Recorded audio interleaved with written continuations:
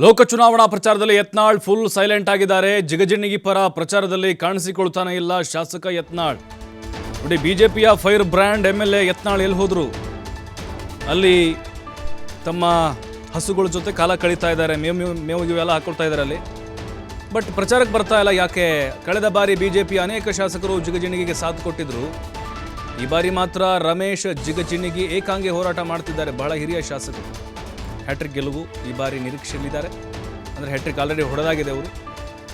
But ಈ ಬಾರಿ ಕೂಡ ವಿಶ್ವಾಸದಲ್ಲಿದ್ದಾರೆ. ಬಟ್ ಈಗ ಯತ್ನಾಳ್ ಫುಲ್ ಸೈಲೆಂಟ್ ಆಗಿದ್ದಾರೆ. ಕಳೆದ ಬಾರಿ ಆದರೂ ಕೂಡ ಬಿಜೆಪಿಯ ಶಾಸಕರು ಅಥವಾ ನಾಯಕರು ಅವ್ರ ಜೊತೆಗೆ ಓಡಾಡಿ ಸಂಘಟನೆ ಮಾಡಿ ಅವರ ಗೆಲುವಿಗೆ ಕಾರಣರಾಗ್ತಾ ಇದ್ರು. ಆದರೆ ಜಿಗಜಿಣಗಿ ಈಗ ಸಿಂಗಲ್ ಆಗಿದ್ದಾರೆ.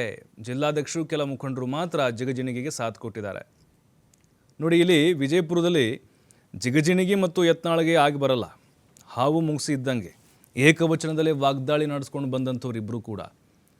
ಯತ್ನಾಳು ಹಾಗೆ, ಜಿಗಜಿಣಗಿ ಹಾಗೇನೆ ಭಾಳ ವರ್ಸ್ಟ್ ಲ್ಯಾಂಗ್ವೇಜ್ ಯೂಸ್ ಮಾಡಿಕೊಂಡು ಬೈದಾಡ್ಕೊಂಡಂಥವ್ರು ಇಬ್ಬರು ಕೂಡ. ಬಟ್ ಯತ್ನಾಳ್ ಅವ್ರ ಪರವಾಗಿ ಪ್ರಚಾರಕ್ಕೆ ಹೋಗಲ್ಲ ಬಿಡಿ.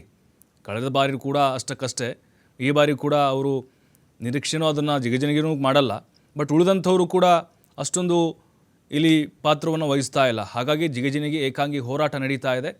ಯಾಕಂದರೆ ಅಲ್ಲಿ ಜಿಗಜಿಣಗಿಗೆ ಟಿಕೆಟ್ ಕೊಡಬಾರ್ದು ಅನ್ನುವಂಥ ಒತ್ತಡಗಳಿತ್ತು. ವಯಸ್ಸಾಗಿದೆ ಅನ್ನುವಂಥ ಕಾರಣಕ್ಕೆ ಹೈಕಮಾಂಡ್ ಫೈನಲಿ ಅವರಿಗೆ ಮಣೆ ಹಾಕ್ತು.